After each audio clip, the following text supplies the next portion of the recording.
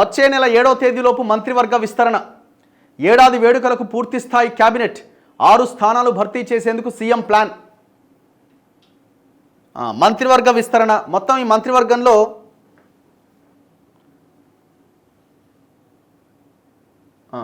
మొత్తం ఈ మంత్రివర్గంలో 18 మంది మంత్రులు ఉండాలి. ముఖ్యమంత్రితో సహా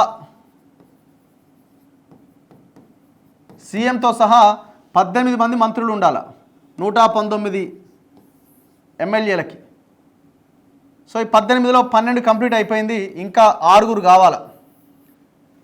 ఈ 12 మందిలో మెజారిటీ సామాజిక న్యాయం పరంగా చూస్తే ఎక్కువగా రెడ్లే ఉన్నారు. 4 ఏమున్నట్టున్నారు. ఎవరెవరు ఉన్నారు? ముఖ్యమంత్రి రేవంత్ రెడ్డి, కోమటిరెడ్డి వెంకటరెడ్డి, పొంగులేటి శ్రీనివాసరెడ్డి, ఇంకెవరు ఉన్నారు? ఇంకో రెడ్డి ఉండేగా, ఉత్తమ్ కుమార్ రెడ్డి. ఈ 4 ఉన్నారు. జూపల్లి కృష్ణారావు, వెలమ, శ్రీధర్ బాబు బ్రాహ్మణ్, ఆయన ఓసీనే. మొత్తం ఈ 12 మందిలో మెజారిటీ ఓసీలే ఉన్నారు. మరి బీసీలు ఎంతమంది ఉన్నారు? ఎస్సీలు ఎంతమంది ఉన్నారు? ఎస్సీల్లో మాల మాదిగా వీళ్ళకి సంబంధించిన వాళ్ళు ఎంతమంది ఉన్నారు? అండ్ ఎస్టీలు ఎంతమంది ఉన్నారు? ఈ లెక్కలు తీస్తే అసలు సంబంధమే లేదు ఉన్న జనాభాకి దీనికి.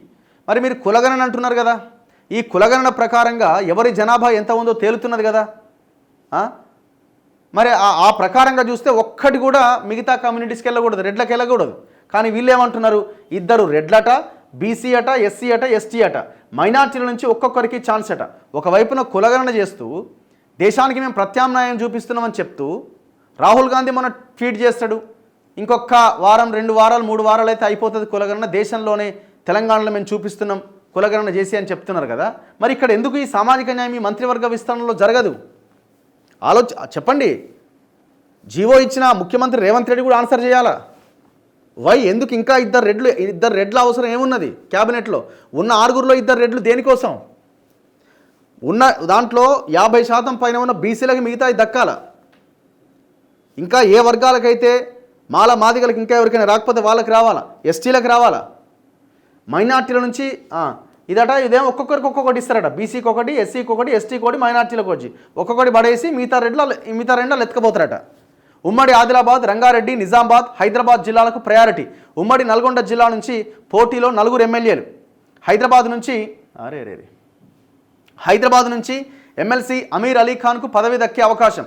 రాష్ట్ర మంత్రివర్గ విస్తరణ వచ్చే నెల 7వ తేదీలోపుగా ఉంటుందని ప్రచారం జరుగుతున్నది.